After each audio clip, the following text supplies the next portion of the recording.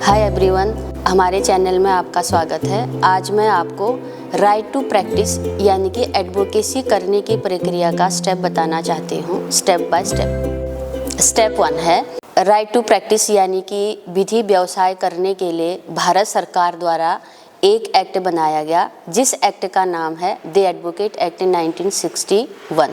इस एक्ट का उद्देश्य है विधि व्यवसाय संबंधी विषय का संशोधन एवं संकलित करना। एडवोकेट के rights, duty, standard and conduct को डिफाइन करना और साथ ही इस एक्ट में देश भर के अधिवक्ताओं का रजिस्ट्रेशन, कंडक्ट एंड एजुकेशन को कंट्रोल करने के लिए नेशनल लेवल का एंड स्टेट लेवल के 2 बार काउंसिल्स बनाई गई।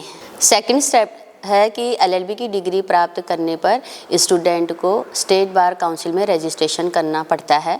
रजिस्ट्रेशन करने के लिए अपने सारे डॉक्यूमेंट, जब रजिस्ट्रेशन की प्रक्रिया पूरी होती है तो स्टेट बार काउंसिल उस विद्यार्थी को अपने स्टेट रोल में ऐड कर लेती है और जिसका नाम है स्टेट रोल।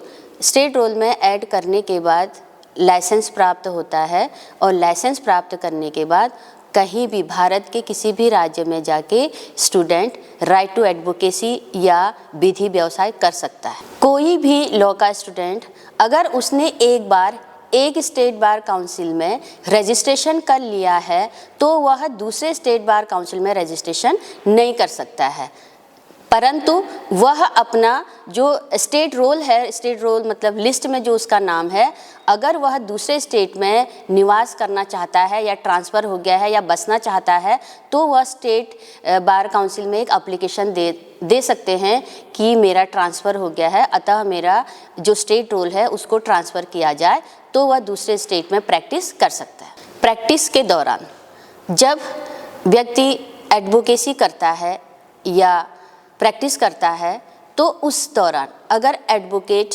मिसकंडक्ट करता है, अब मिसकंडक्ट एडवोकेट एक्ट में मिसकंडक्ट को सेक्शन 35 में दिया गया है। स्टेट बार काउंसिल की डिसिप्लिनरी कमेटी उसका नाम है। स्टेट बार काउंसिल में एक कमेटी है जिसका नाम है डिसिप्लिनरी कमेटी। अगर कोई अधिवक्ता अपने प्रोफेशन का मिसकंडक्ट करता है तो डिसिप्लिनरी कमेटी उसे पनिशमेंट करती है। पनिशमेंट के रूप में वह अधिवक्ता का लाइसेंस या तो टेम्परेरी कैंसिल कर सकती है या अधिवक्ता को डांट सकती है, फटकार सकती है, या फिर अधिवक्ता का लाइसेंस परमानेंट कैंसिल कर सकती है। लाइसेंस कैंसिल होने के बाद अधिवक्ता अगर डिसिप्लिनरी कमेटी से खुश नहीं है तो वह अपील में बार काउंसिल ऑफ इंडिया की डिसिप्लिनरी कमेटी जो सेक्शन 36 में दिया गया है वहाँ अपील कर सकते हैं। अगर वहाँ से भी सेक्शन 36 से भी अगर अधिवक्ता खुश नहीं है तो वह अपील में सुप्रीम कोर्ट जा सकते हैं 38 के तहत। अगला स्टेप है एडवोकेट एक्ट में अधिवक्ताओं की कुछ ड्यूटी का भी प्रावधान है। 5 प्रकार की ड्यूटी अधिवक्ता को दी गई है। पहला है ड्यूटी टू क्लाइंट यानी कि मुवक्किल के प्रति ड्यूटी। दूसरा है ड्यूटी टू कलीग, अपने साथी अधिवक्ताओं के प्रति ड्यूटी। तीसरा है ड्यूटी टू अपोनेंट, अपने प्रतिपक्षी के प्रति ड्यूटी। चौथा है ड्यूटी टू कोर्ट, न्यायालय के प्रति ड्यूटी। एंड फिफ्थ है अदर्स ड्यूटी।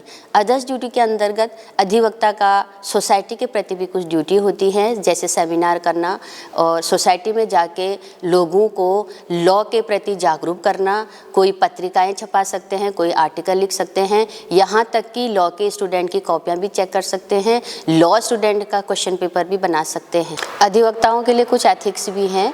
अधिवक्ता जब अपने कोर्ट जाते हैं तो उनको ड्रेस में जाना चाहिए और डिसिप्लिन में रहना चाहिए।